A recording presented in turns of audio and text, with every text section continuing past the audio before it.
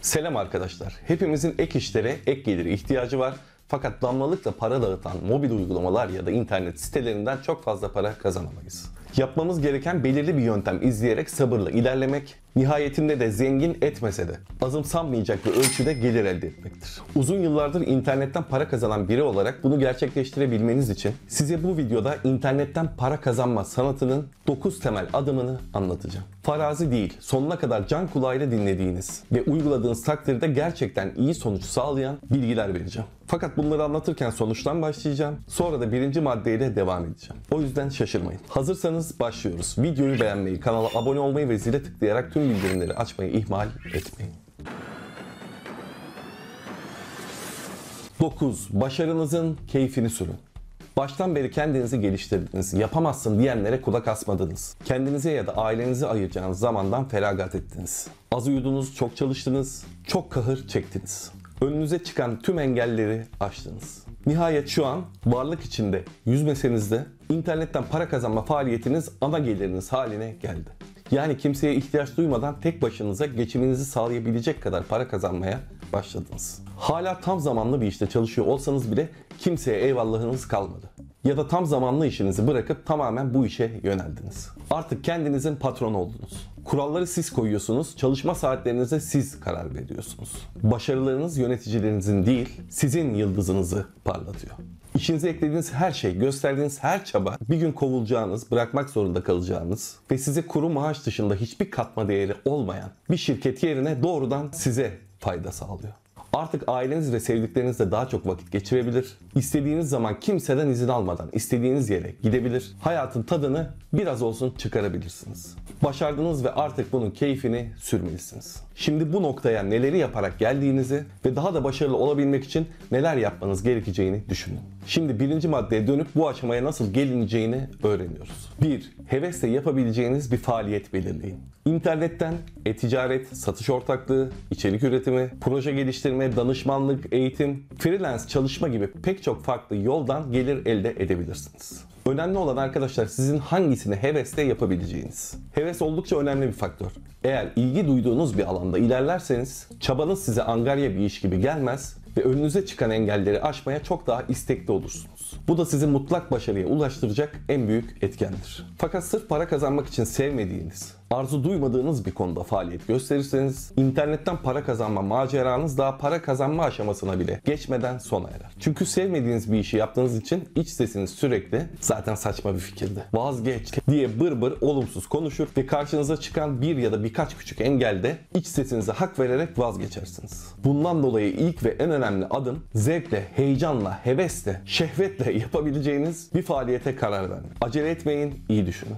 2. Bulduğunuz her bilgiyi sömürün. Faaliyet alanınıza karar verdikten sonra yapacağınız şey alanınızla ilgili internetteki yerli ve yabancı tüm kaynaklara ulaşmak. Nasıl bir altyapı kullanmanız gerektiğini, teknik işlemlerin ne olduğunu ve nasıl yapıldığını, faaliyetin püf noktalarını olabildiğince öğrenin.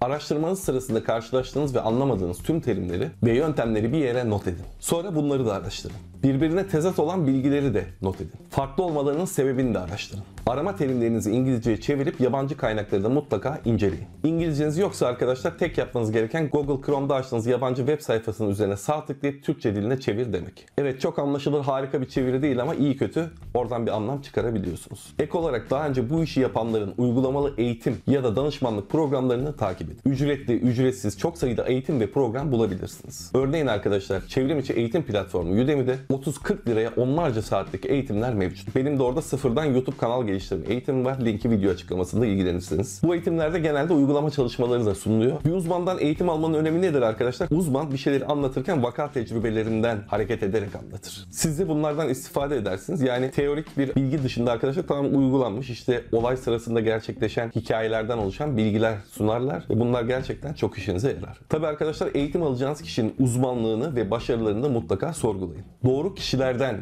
eğitim alın. Bu aşamanın sonunda arkadaşlar doğru olan ve olmayan bilgileri tespit edebilecek ve öğrendiklerinizle elinizi daha da güçlendirebileceksiniz. 3. Altyapınızı seçin ve hazırlayın. İşe başlamak için internetten yapacağınız iş ile ilgili altyapınızı hazırlayın. E-ticaret yapacaksanız bir sisteme, bir altyapı ihtiyacınız var. Sosyal medyada içerik üretecekseniz buna uygun donanımlara ihtiyacınız var. Ne gibi mesela? Örneğin YouTube'da içerik üretecekseniz ve daha ilk baştan itibaren kaliteli işler yapmak istiyorsanız uygun ışıkları, kamerayı, kurgu montaj programını, mikrofonu, kanal görseli, kapak resmi gibi ekipman ve materyalleri edinmeniz gerekir. Önce iş için lazım olan malzemeleri temin etmek, atalete düşseniz bile o işi yapmanızı sağlayacaktır. Çünkü o kadar para harcadım, en azından deneyeyim der ve yaparsınız. En azından başlarsınız. Ya da malzeme ya da ekipman alacak bütçeniz yoksa mevcut imkanlarınızı mümkün olan en kaliteli çıktıyı alacak biçimde ayarlamalısınız. Bu çaba da tıpkı para harcamak kadar işe devam etmenizi sağlayacak itici bir unsurdur. 4. Gözünüzü karartıp başlayın. Artık ne yapacağınıza karar vermiş durumdasınız. Temel bilginiz var, teknik altyapınız var. Tek yapmanız gereken başlamak. Hala bilmediğiniz çok şey olduğunu düşünerek ürkebilirsiniz. Bu da faaliyete başlamanızı geciktirebilir. Çok amiyane ama yerinde olan bir tabir vardır. Kimse anasının karnından ...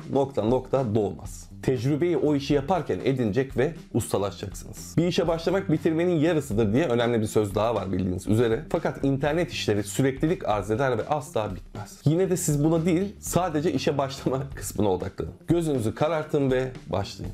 5. Kitle oluşturun. İster ürün satın, ister içerik üretin. Ne yaparsanız yapın, internetten para kazanma faaliyetinin en büyük adımı kitle oluşturmaktır. Paranız varsa bunu kısa vadede dijital pazarlama çalışmalarıyla yapabilirsiniz. Fakat en iyi kitle organik biçimde elde edilir. Yani sunduğunuz ürün, hizmet ya da içeriği kendileri bulan ve bunları beğendiği için sizi takip etmeye başlayan insanlar reklamlarla kazandığınız kitleden çok daha değerlidir. Onlar sizi daha iyi anlar, size daha çok güvenir, daha çok alışveriş yapar, izler, dinler, beğenirler. Böyle bir kitleyi yalnızca çaba, sabır ve güvenle oluşturabilirsiniz. 6. Kitlenizi koruyun ve büyütün. Kitle edinmek asla sonu gelmeyen bir uğraştır. Gerek dijital pazarlama çalışmaları gerekse organik yöntemlerle elde ettiğiniz kitleyi sürekli olarak korumalı ve büyütmelisiniz. Eğer bir satıcıysanız kitlenizle iyi iletişim kurup kaliteli mallar satmalı ve hediyeler vermelisiniz. İçerik üreticisiyseniz kitlenizin işine yarayacak bilgiler sunmalı, onları kandırmamalı ve asla yalan söylememelisiniz. Evet, yalan söyleyen, kandıran, boş bilgiler veren içerik üreticiler daha çabuk kitle edinir ve büyürler. Fakat onların yalanlarına inanan büyük bir kitle olsa bile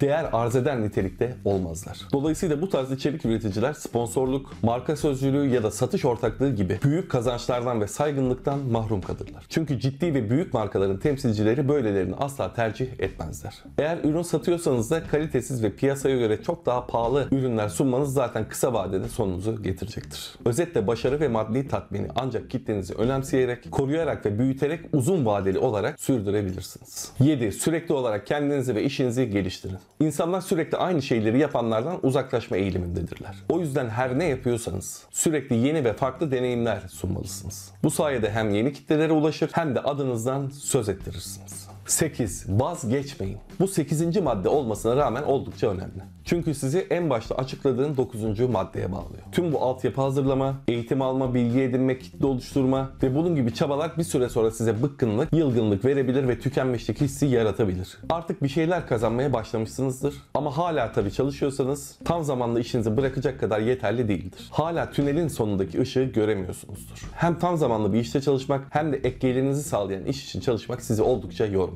İşte bu kritik bir andır. Tüm hücreleriniz bu sırada vazgeçmeniz için bağırır. Şerefsiz hücreler. Eğer bu noktada vazgeçmez ve bir süre daha devam ederseniz büyük ödülü alırsınız. Bu arada iyi bir kazanç miktarına erişene kadar ne pembe hayallerle tam zamanlı işinizden ayrılmalı ne de karamsarlığa kapılıp internette geliştirdiğiniz işi bırakmalısınız. İnternet üzerindeki ek işiniz iyi bir gelir düzeyine ulaşana kadar ikisini birden sürdürmelisiniz. Anlatacaklarım bu kadar. Şimdi dilerseniz başa dönüp 9. maddeyi tekrar izleyin ve motivasyonunuzu arttırın. İnternetten para kazanan ve daha da önemlisi aynı yolları izleyerek özgürlüğünü kazanan biri olarak anlattıklarımın yardımı olacağını düşünüyorum. Siz de böyle düşünüyorsanız videoyu beğenmeyi, kanala abone olmayı ve zile tıklayarak tüm bildirimleri açmayı ihmal etmeyin.